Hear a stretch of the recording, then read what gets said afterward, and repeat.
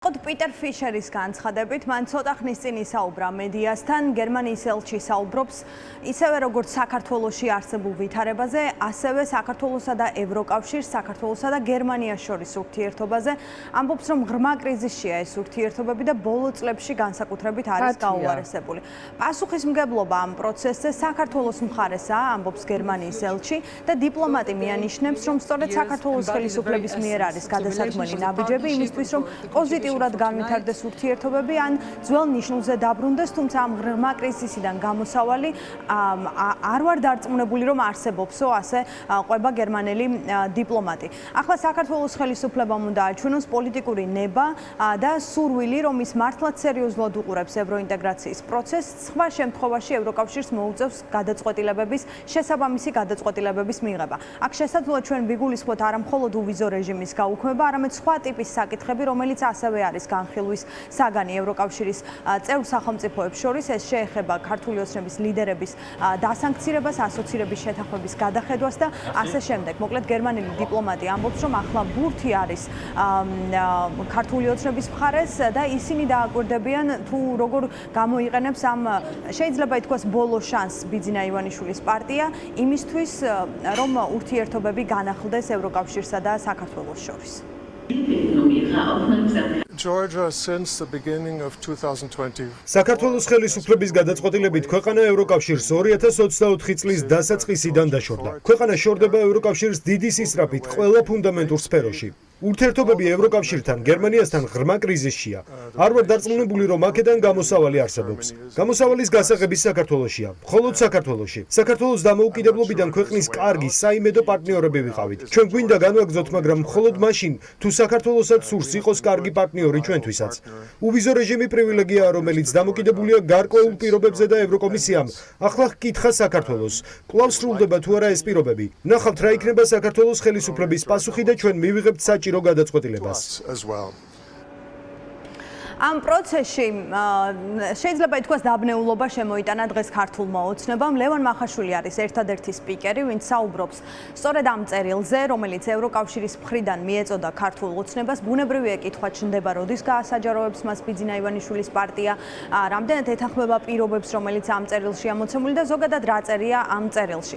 მახაშვილი ამბობს, რომ პარტნიორებთან შეთანხმების შესაბამისად მოხდება გადაწყვეტილების მიღება, გასაჯაროვდეს თუ არა წერილი, რაც შეეხება თავად შინაარსს. მახაშვილი გვეუბნება, რომ ეს წერილი იმეორებს იმ შინაარსს, რომელიც ევროკომისიას ჰქონდა ჯერ კიდევ გასულ წელს, როცა საქართველოსთან დაკავშირებით ანგარიში გამოაქვეყნა. და ის მიუთითებს ევროკომისიის იმ ანგარიშზე, სადაც ქართულ ოცნებას პარტნიორები, დასავლური ორგანიზაცია მოუწოდებდა კანონების გაუქმებაზე და ევროპულ კურსზე დაბრუნებაზე. ეს არის ჩამონათვალი, დაახლოებით 8 პუნქტი არის ჩამონათვალი პირობებისა, რომელიც უნდა შეესრულებინა ქართულ ოცნებას, თუმცა ბუნებრივია არის ასევე საინტერესო, რა დამატებითი მოთხოვნები აქვს ევროკავშირს, რადგან ევროკომისიის ანგარიში ჯერ კიდევ დეკემბერში გამოქვეყნა და ამის შემდგომ რადიკალურად იცვლება პოლიტიკური ვითარება ქვეყანაში და გარდა ამისა აქ საინტერესოა, რომ მახაშვილი ამბობს, რომ წერილი, რომელიც ქართულმა ოცნებამ მიიღო, 90%-ით იმეორებს ანგარიშის მოთხოვნებს, თუმცა რა არის ის დანარჩენი 10%, ამაზე არ საუბრობს. ბუნებრივია ჩვენ ვკითხეთ, იგულისხმება თუ არა ასევე ამ პირობებში არის თუ არა ჩაწერილი პოლიტიკური პატიმრების გათავისუფლება, კანონების გაუქმება, ევროკავშირის შესახებ დეზინფორმაციის შეწყვეტა, რაც ასევე აწუხებთ დასავლეთში, თუმცა მახაშვილი გვეუბნება, რომ ასეთი რამ წერილში არ წერია და არ ამბობს რა წერია უფრო კონკრეტულად იმ 10%-ში, რომელიც ამ ეტაპზე არის არასაჯარო. გუშინ რა წერილზე მითითებაც გააკეთა ქალბატონმა მაია კალასმა, ეს არის ევროკომისიის მეშვიდე ანგარიში უვიზო რეჟიმის შესრულებასთან დაკავშირებით, რომელიც საზოგადოებისთვისაც ღია და ნაცნობია. როდესაც ევროკავშირი საქართველოსგან ითხოვს რომელიმე კანონის გაუქმებას და ზეპირად იქ წერილში არანაირი თარიღი არ არის მითითებული, ზეპირად დაასახელეს 31 აგვისტო, შევახსენებ, რომ პარლამენტი ოფიციალურად მოქმედებას, მუშაობას იწყებს 2 სექტემბრიდან. ამიტომ ფიზიკურად ამ კანონების გაუქმება, ფიზიკურად რომც იყოს ამისი ნება ვერ მოხდება. პატიმრების გათავისუფლებასთან დაკავშირებით არ წერია არაფერი ამ წერილში. ეუთო ოდირის მოთხოვნების შესრულება არის თუ არა დაწერილი ამ წერილში და ევროკავშირის მიმართ დეზინფორმაციის შეწყვეტა. ეს სამი საკითხი. ამ სამ საკითხზე არის თუ არა საუბარი წერილში. ის დოკუმენტი არ რაც არ არის საუბარი ამ წერილში. 90% პრაქტიკულად არის იდენტური. ის 10% რაც არის არ არის ის საკითხები, რაც თქვენ დაასახეთ. საიდუმლო კი არ არის. ეს არის ევროკავშირის მიერ გამოგზავნილი დოკუმენტი, ამიტომ სანამ ჩვენ ამ დოკუმენტს გავასაჯაროებთ, მნიშვნელოვანია ევროპელების აზრიც მოვიკითხოთ. ღრმად ვართ დარწმუნებული, რომ უვიზო მიმოსვლის შეჩერება საფრთხე არ ემუქრება. ამ თემაზე ასევე საუბრობს ბრიუსელიდან გიორგი გახარია, რომელსაც ასევე აქვს შეხვედრები ევროპელ პარტნიორებთან. ის ამბობს, რომ სერიოზულად დგას საკითხი, ექნება თუ არა საქართველოს მოქალაქეებს სამომავლოდ უვიზო რეჟიმით მოგზაურობის, ევროპაში მოგზაურობის შესაძლებლობა. ის ამბობს, რომ ეს აღარ არის ქართული ოცნების ინტერესში და ყველაფერს აკეთებს ქართული ოცნება, მისი ლიდერები იმისთვის, რომ თავი დაიცვან სანქციებისგან და სანაცვლოდ სწორედ ამ ვითარებაში აგდებს ის საკუთარ მოქალაქეებს. გიორგი გახარია ასევე ფიქრობს, რომ მოქალაქეებს აქვთ უფლება იცოდნენ თუ რა სიტყვობს დასავლეთი ქართული ოცნებისგან და რაზეა დამოკიდებული ვიზა ლიბერალიზაციის პროცესი. ისინი თუ საქართველოს მოქალაქეების თვის იღწვიან, მათთვის შრომობენ, გაასაჯაროონ. საქართველოს მოქალაქეების 85% დღესაც ხმას აძლევს ქვეყნის ევროპულ მომავალს. თუ ევროკომისია ჩვენ გვაწვდის გარკვეულ საქართველოს მთავრობას, აწვდის მოთხოვნებს, რომლის შესრულების ვადებსაც აწესებს. რა თქმა უნდა, ჩვენ გვაქვს უფლება ეს ვიცოდეთ. მოგახსოვთ ივანიშვილის ეს ცნობილი ფრაზა, რომ ეს ხალხიო დადისო, საზღვრები გაიხსნაო, დადიანოც ნახავ, ხედავენო ცხოვრება როგორიაო და მე რა თვითონ აცეთი უნდებათო, კარგი ნორმალური ცხოვრებაო და მე აქაც იგივეს მოგთხოვენო. ისინი ბედნიერები იქნებიან თუ საქართველოს მოქალაქეებს უვიზო მიმოსვლას ჩაუკეტავენ და გაუქმებენ. თვითონ აი მოპარული ფული რო დაიცვან, აი ეს მილიარდები რო დაიცვან, რომლის გამოც ახლა ერთმანეთს ესურიან. და ჩვეულებრივი ქუჩური სისხლიანი გარჩევები აქვთ, ამისთვის მზად არიან ყველაფერი გააკეთონ.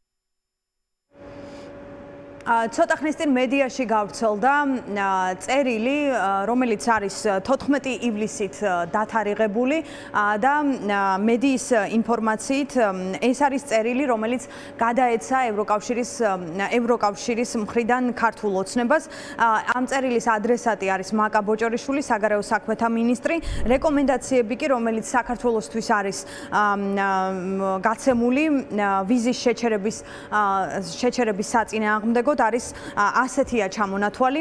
უზრუნველყავით და დაიცავით საქართველოს ყველა მოქალაქის ფუნდამენტური უფლებები, მათ შორის შეკრებისა და გამოხატვის თავისუფლებები, პირადი ცხოვრების უფლება, დისკრიმინაციის აკრძალვა. გარდა ამისა, მოთხოვნილია თავიდან აიცილეთ და გააუქმეთ ნებისმიერი კანონმდებლობა, რომელიც შესაძლოა ზღუდავდეს ფუნდამენტურ უფლებებს, თავისუფლებებს, ეწინააღმდეგებოდეს დისკრიმინაციის არ დაშვების პრინციპს და ასევე წინააღმდეგობაში მოდიოდეს შესაბამის ევროპულ და საერთაშორისო სტანდარტებთან.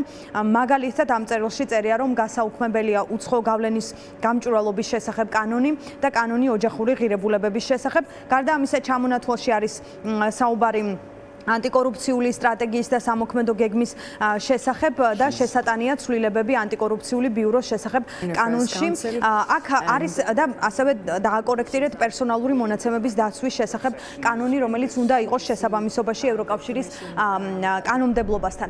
აქ არის საინტერესო ერთი რამ, ეს მართალია ეს პუნქტები იმეორებს იმ რეკომენდაციებს, რომელიც ევროკომისიამ გასცა საქართველოს მისამართით ჯერ კიდევ დეკემბრის თვეში, თუმცა საინტერესოა კაია კალასის განცხადება. ის გუშინ მედიასთან საუბრობდა ამ წერილის შინაარსზე.